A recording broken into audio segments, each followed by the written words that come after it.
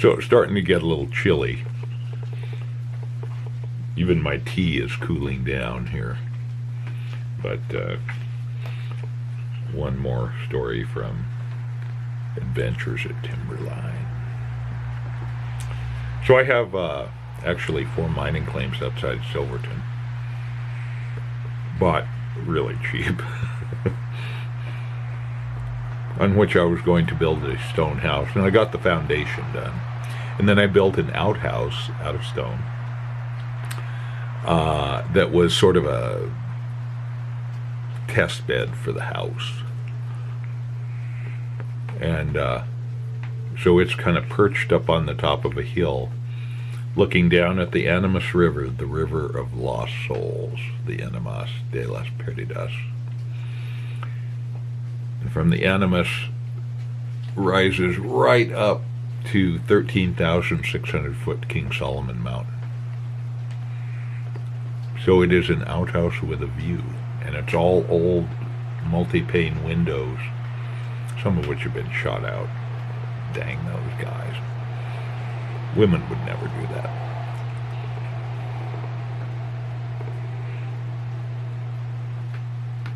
But from there, you can look up the Animas River Valley and see this sketch of a boarding house perched way up on this sheer rock face mountain called Galena Mountain. So this is their story of exploring that. And we did too. I had a buddy who was quite sociable in the restaurant business, and so he'd meet people, and were there 6 of us that hiked up there and spent the night perched on this cliff face. And you really are. I mean, it's remarkable. I'll see if I can't find some pictures on the web, because there have to be a bunch of them. I have some too, but they're buried who knows where in photo albums way back. So we spent the night up there, and it was very interesting.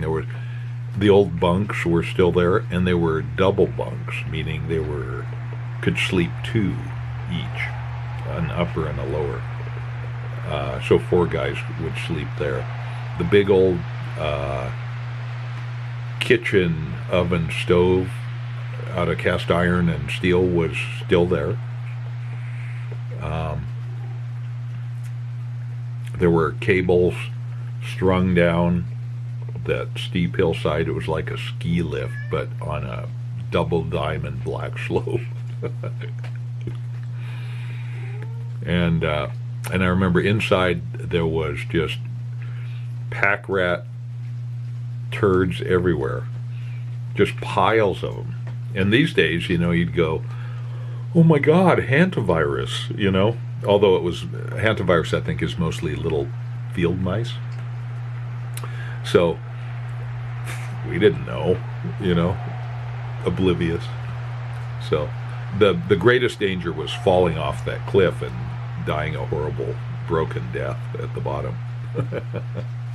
Anyway, chapter 3, Tale of a Lofty Boarding House. Clinging like a bat on a narrow ledge off a sheer face of rock 1,500 feet up from the bottom of the canyon, no visible road or trail leading to it.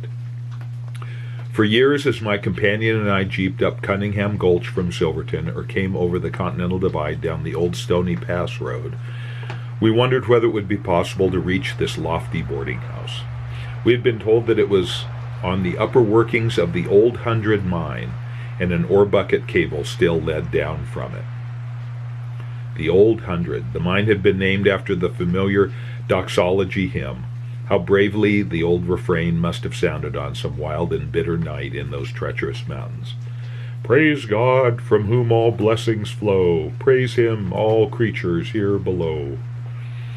Finally, on a warm August morning 10 years ago, we decided once and for all to get an answer to our question. A narrow, winding and precipitous road, familiar to pioneers coming in from the Rio Grande country, led us to the mine. There we left the Jeep with a couple of miners who were doing some exploration work. The Old Hundred is reputed to have 100 miles of tunnels in it. I mean, it's just honeycombed with mining tunnels. Said one of them, Johnny Money, and I wonder where he is today. There's your trail. A year ago I walked along it to the mine dump you see, but I never got to the Old Hundred. I don't think anyone's been up there in years. As I look back over my notes today, I don't know how we ever made it, for it was only a figment of a path. Badly washed, loose rock, sharp turns that required handholds to keep from falling off the ledge. Now the trail led round the mountain, and the washes became worse, the rock looser. Finally, we slid our feet up to a ledge where the trail vanished completely. And below us, yes, there it was, 500 feet below, on the almost sheer face of the mountain, stood the ghostly boarding house, with its dormer windows, the tram house, the Johnny stretching out over 1,000-foot drop. I don't remember that. Or do I? I don't know. Let's have lunch first, my companion pleaded. As we munched our salami and cheese, we recalled what we had been told at the Gary Owen mine, that a couple of years ago 3 young men had been sent up to explore the boarding house, had reached the point where we were sitting, but turned back because they had no ropes. We had no ropes. Oh, let's try it anyway, said companion, tightening the belt of her blue jeans. Along the face of rock we inched our way, seeking handholds on rocks that crumbled beneath our fingers. For a half hour we gingerly pursued this course, perspiring coldly, not saying a word. At last we reached the point where the building joined the rock. We were safe. And what a dramatic picture this was. What a magnificent evidence of the triumph of man's will over the impossible. Ledges for the construction had been blasted out of solid rock. Timber and equipment had been hoisted down from a now vanished road by rope and cable. The enormously heavy machinery had been skidded up the 1,500 feet from the canyon bottom, tortuously yard by yard. When the aerial tram miraculously had been completed, the men came up in ore buckets to their curious life. What a curious and confined life it must have been. There was really no place for them to walk. They had to jump from place to place like mountain goats. They could walk into the mine tunnel, now sealed with snow and ice, or into the tram house, or into the Johnny, where the wind must have blown coldly. Only concession to comfort lay in what appeared to have been a sauna or steam room. A deep room had been blasted out of solid rock. At the far end stood a heavy iron stove, and there were remnants of benches along the walls. A thick swinging door, now on rusted hinges, must have sealed the hot room tightly. It was easy to imagine a Finnish or Swedish crew relaxing in the vapors at the end of a long day, for immigrant Scandinavians were common in the early mining days. As a matter of fact, most big camps, such as Leadville, had their Finn towns and their Swede towns. Notes on the wall of the bunkhouse told something of their tedious lives. In 1905, a crew of 20 worked there. A cook, baker, and 2 waiters cared for their physical needs with food and water carried up in ore buckets. Reading apparently helped them kill time. There were rat-chewed copies of old magazines, the long-since-defunct Ainsley's magazine and the mail-order catalog of John Smith and Company in Chicago. Certain items in the catalog had been checked in pencil, apparently by some young man who dreamed of the time when he would be away in love and peace from this lonely place. He seemed to have been especially drawn to a lace-trimmed bridal set that could be bought for $3.75. This remarkable set consisted of, quote, nightdress, corset cover, undershirt and drawers made of fine, soft, long cloth and handsomely trimmed with Valenciennes lace. The slip-cover nightdress is made with circular-shaped neck and tastefully trimmed all around with lace edge and beading, through which is drawn baby silk ribbon, which is tied in a bow at the back, unquote.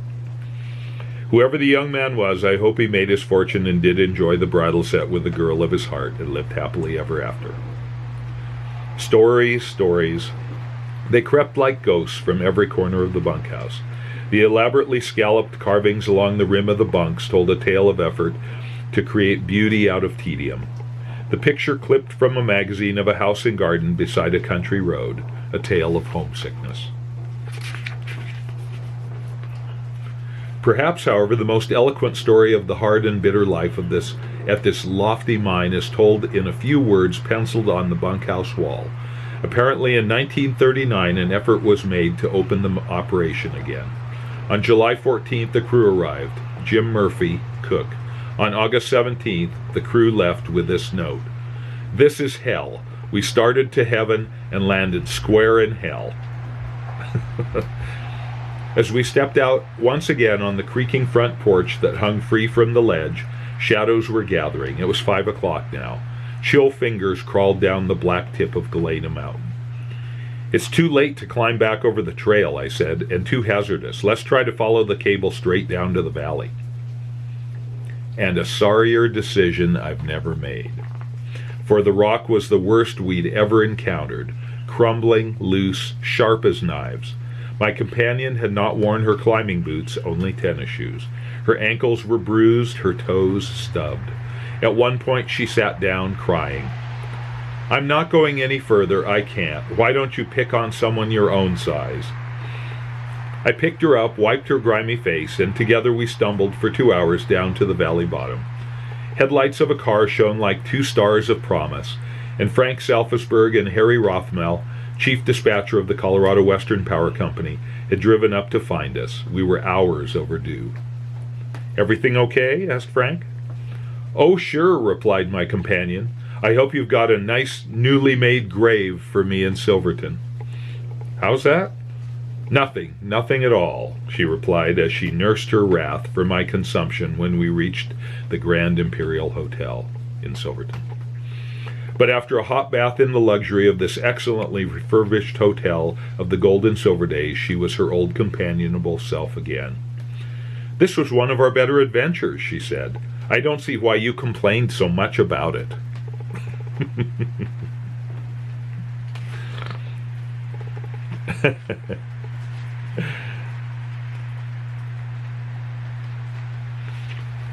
Okay.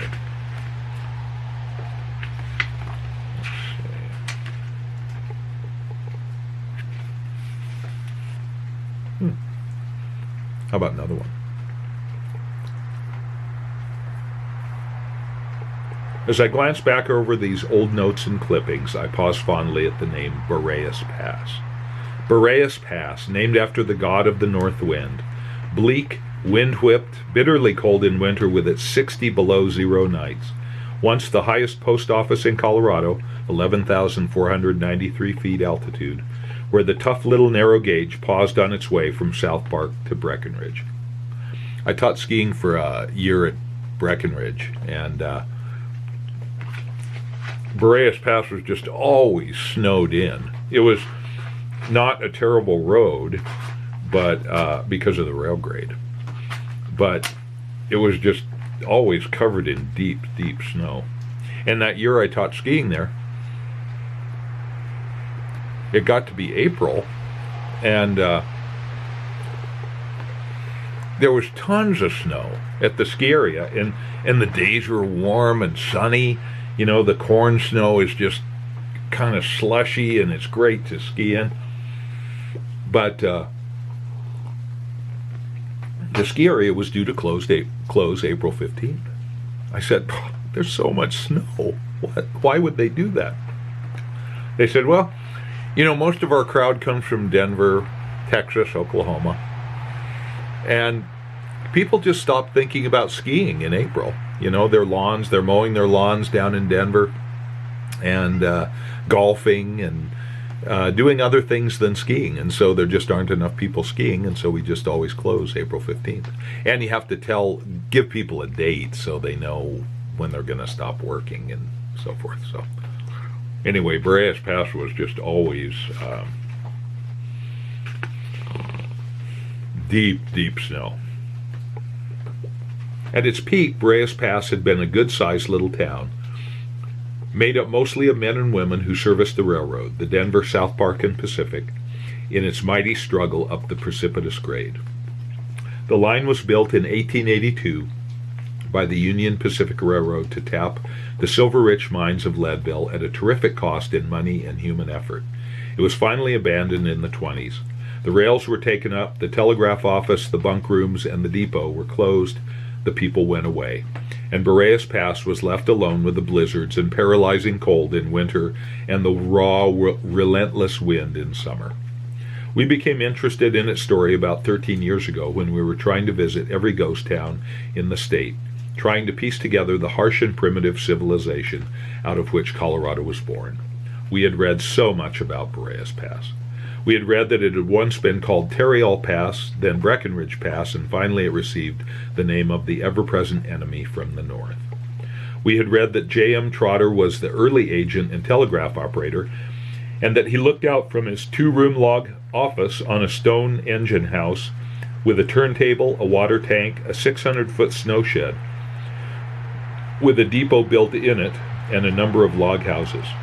We had read that the big snow shed had doors only on the Breckenridge side, and that they were, quote, harder than hell, unquote, for a man to open when the snow was piled against them. We had read about the time the engineer W.D. Penny was carrying a 3-car Barnum circus train around one of the hairpin curves and was stalled. No amount of steam could budge the cargo of wild beasts. The lions were hungry and roaring. Panic seized the human passengers, and night was coming. Then the keeper of the elephants came up to the engineer and offered a solution. Why not let him use these mighty beasts to push the rear end of the train? Anything to get to Leadville, said Engineer Penny. So the brakeman gave the signal. The elephant keeper swore in Arabic. Engineer Penny whistled for the start. A powerful snort came from the rear of the train, and the cars began to move. Said Engineer Penny, I could feel the force of the shove while they were getting us over the 3 miles of grade. Kind of a queer hookup, I guess, but we got to Leadville and were met by the whole town who had been advised by telegraph of our adventure. All this we had read, and our appetite to see Boreas Pass ourselves was insatiable. But could we reach it by jeep? Could the jeep travel safely over the ties? This question we asked in the little store in Como, the South Park division point on the line. We received a shrug and directions as to which road to take. It was a narrow, grass-grown dirt road that led us along a stream torn to ugliness by dredging machines, past the old Fortune placer workings, through what used to be the village of Hamilton and now is no more. Then we started up a road that was washed and narrow, with my companion at the wheel. The road then took off as a shelf around a mountain, and soon the jeep, had tilted to such a point that we had lost temporarily one sleeping bag and one Airedale dog. Said dog, named Sam, was so surprised that he couldn't even bark. The road then leveled off, and we pulled our way up to the abandoned track, bumped along over the ties, and finally reached the crest of the pass. There at last was Boreas Pass. There was the old turntable that used to carry the tough little engines. There were the snow sheds, now merely heaps of broken boards. There was the big house, probably the home of the station superintendent. We walked through the old house, and our footsteps echoed hollowly as we paused to examine a warped shoe here, a tattered old calico dress there, a rusty straight razor, the odds and ends that people leave when they go away. "Oh, look, dynamite!" exclaimed my companion with childish glee as she reached for a stick.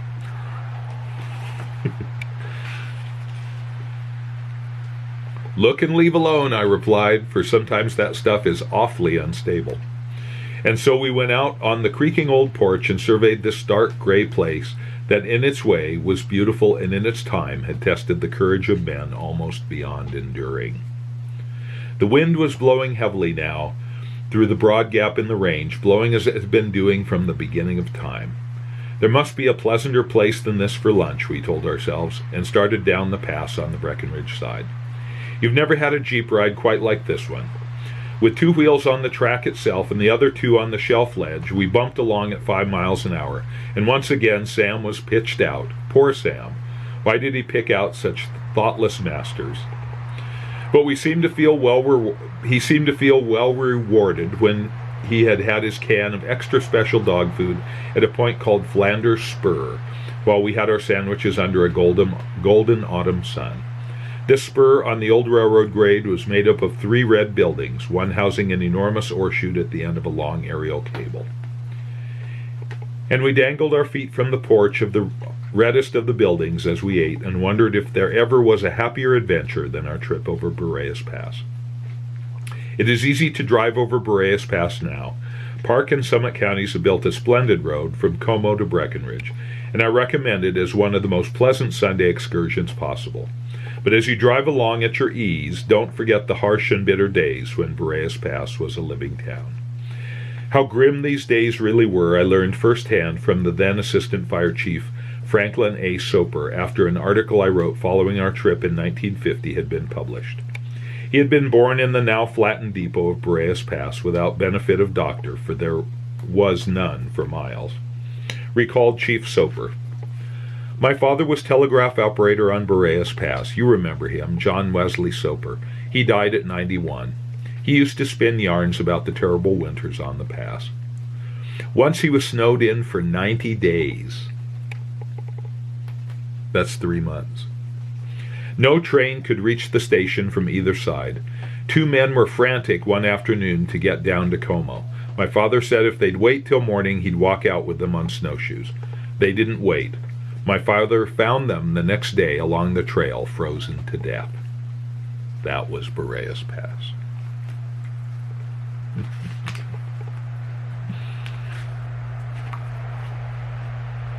Great stories. Meow. And I've been to those places. That's what makes it special for me.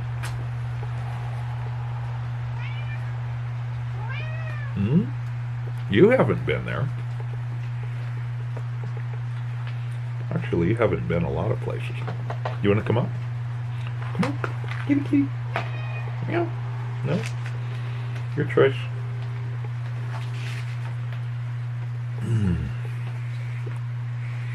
So the cold's kind of seeping in. I've got some wool on here, but it's not enough. The tea is just barely tepid.